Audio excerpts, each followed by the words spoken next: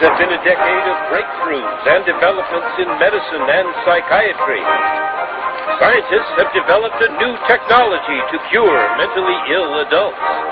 With the use of electroshocks, the minds of sick patients are being wiped clean, giving them a fresh start.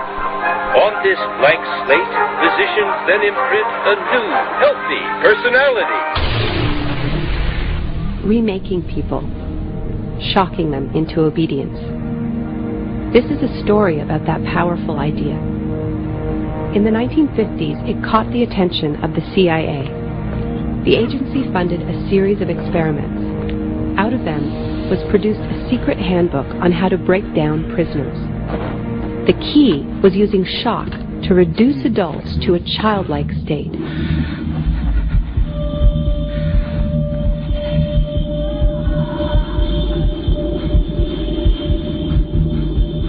It's a fundamental hypothesis of this handbook that these techniques are in essence methods of inducing regression of the personality.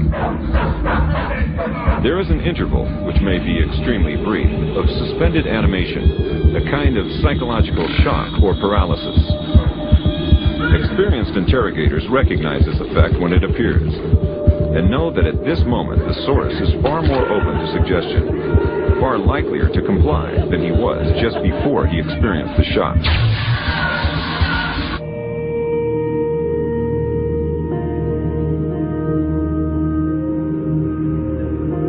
But these techniques don't only work on individuals. They can work on whole societies. A collective trauma, a war, a coup, a natural disaster, a terrorist attack puts us all into a state of shock. And in the aftermath, like the prisoner in the interrogation chamber, we too become childlike, more inclined to follow leaders who claim to protect us. One person who understood this phenomenon early on was the most famous economist of our era, Milton Friedman. Friedman believed in a radical vision of society in which profit and the market drive every aspect of life, from schools to healthcare, even the army. He called for abolishing all trade protections, deregulating all prices, and eviscerating government services. These ideas have always been tremendously unpopular, and understandably so. They cause waves of unemployment, send prices soaring, and make life more precarious for millions. Unable to advance their agenda democratically, Friedman and his disciples were drawn to the power of shock.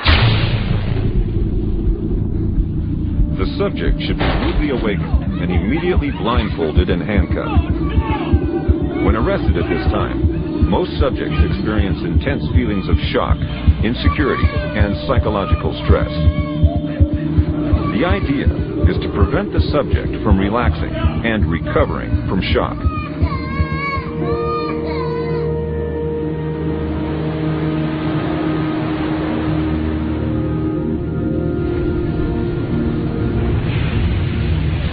Friedman understood that just as prisoners are softened up for interrogation by the shock of their capture, massive disasters could serve to soften us up for his radical free market crusade.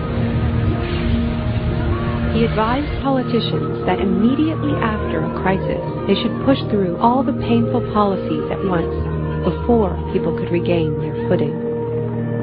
He called this method economic shock treatment. I call it the shock doctrine. Take a second look at the iconic events of our era, and behind many, you will find its logic at work.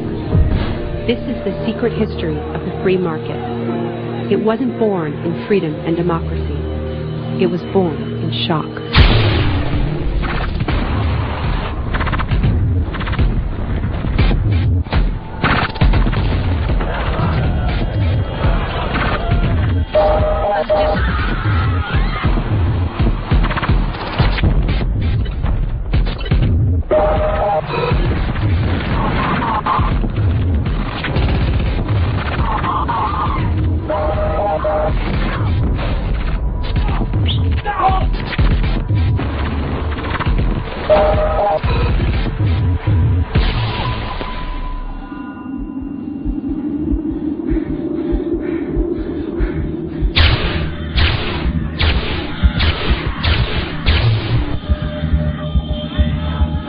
Isolation, both physical and psychological, must be maintained from the moment of apprehension. The capacity for resistance is diminished by disorientation. Prisoners should maintain silence at all times. They should never be allowed to speak to each other. There's one other thing I've learned from my study of states of shock. Shock wears off. It is by definition a temporary state. And the best way to stay oriented, to resist shock, is to know what is happening to you and why.